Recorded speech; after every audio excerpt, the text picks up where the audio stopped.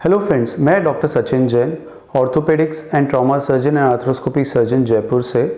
आज मैं आपको बताऊंगा कि शोल्डर में अगर फ्रैक्चर हो जाते हैं या जो कंधे का जो बॉल है अगर वो टूट जाता है तो उसका इलाज कैसे करें। कि हमें क्या हर शोल्डर के ऑपरेशन को ऑपरेशन कराना ही ज़रूरत होता है या हम इसे बिना ऑपरेशन के भी ठीक कर सकते हैं, और अगर ऑपरेशन करा रहे हैं तो कौन से केसेस में हम इसको ऑपरेशन कराएं और उसकी प्लानिंग कैसे करें। तो उसके बारे में हम आपको कुछ इन्फॉर्मेशन देंगे।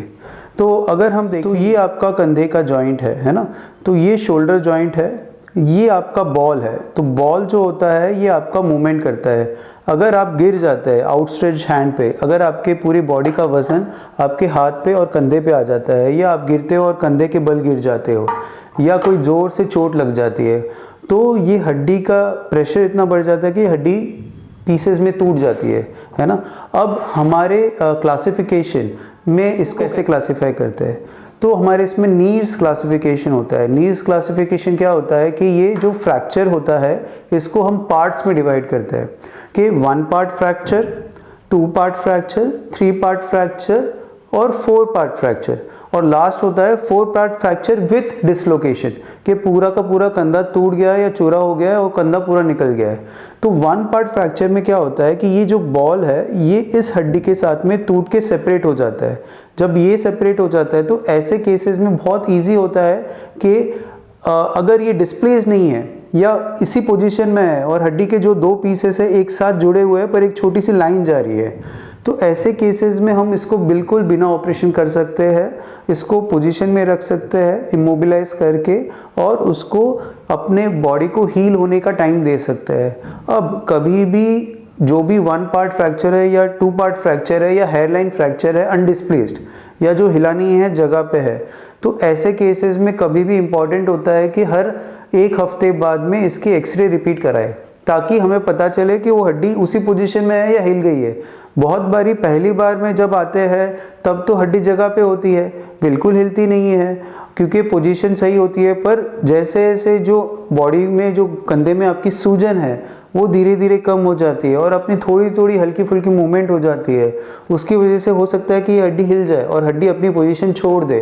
तो जब ऐसा होता है तो उस पोजीशन में 1 हफ्ते बाद अगर हड्डी हिल गई या डिस्प्लेस हो गई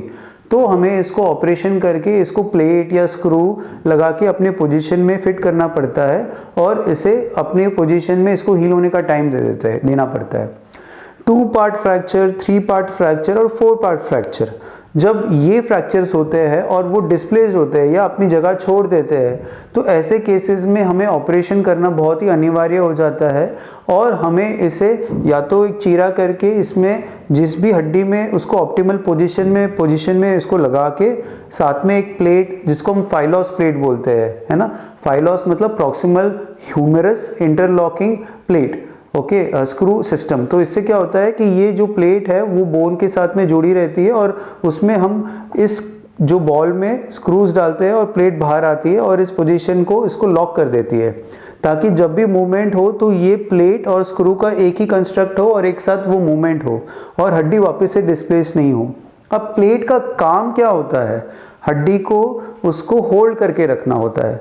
और जो बॉडी है या नेचर है वो जो बोन है उसको हील करती है। प्लेट बोन को हील नहीं कर रहा है या स्क्रू बोन को हील नहीं कर रहा है। प्लेट और स्क्रू का काम उतना ही है कि जो पोजीशन ऑफ बोन थी आपकी पुरानी, उस पोजीशन को बोन टू बोन कांटेक्ट में रखे ताकि उसमें हीलिंग हो जाए, और आपकी जो 1 महीने बाद या 1.5 महीने बाद में हड्डी जब पूरी जुड़ जाए तो आप अपना मूवमेंट कर सको और पेन पूरा ख़त्म हो जाए। तो बोन में प्लेट और स्क्रू का ये काम होता है।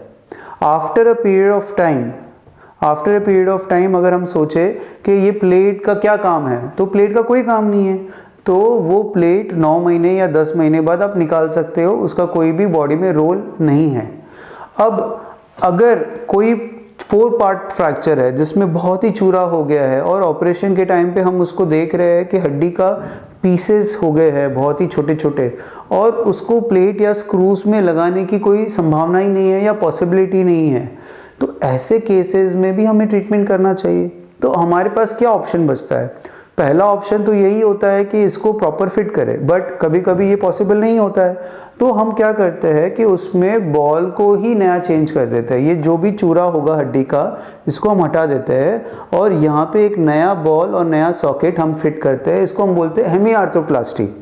और कभी कभी टोटल शोल्डर आर्थ्रोप्लास्टी भी करनी पड़ सकती है अगर ये पुराना हो जाता है और ग्लिनॉइड का बोन भी खराब हो जाता है, तो TSA या टोटल शोल्डर आर्थ्रोप्लास्टी या टोटल शोल्डर रिप्लेसमेंट, ये भी हमको करने की ज़रूरत पड़ सकती है। पर वो आपके फ्रैक्चर का पैटर्न, आपके कितना पुराना है उसका पैटर्न, उससे डिसाइड होगा और जो सर्जन है ऑपरेटिंग, वो उसमें डिसीजन लेगा ऑपरेशन के टाइम पे कि आपके केसेस में इसकी ज़रूरत है या नहीं। वो CT स्कैन करवाने के बाद हमको ऑपरेशन से पहले भी पता चल सकता है कि हमें उसकी तैयारी रखनी है या नहीं।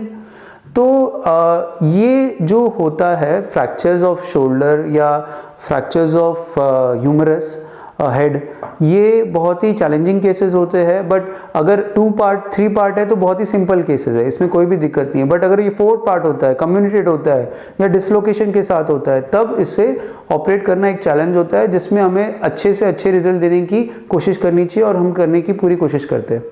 तो आई होप आपको शोल्डर के फ्रैक्चर्स के बारे में कुछ जानकारी मिली है। आपको अगर कोई भी शोल्डर की इंजरी हो, फ्रैक्चर्स हो या AC जॉइंट डिसलोकेशन हो या डिस्टल क्लाविकल फ्रैक्चर्स हो, तो ये वाला एरिया का हम बहुत ही स्पेशलाइज काम करते हैं और उसको हम आपको ठीक करने में बिल्कुल अच्छे से अच्छे हेल्प कर पाएंगे। Thank you so much.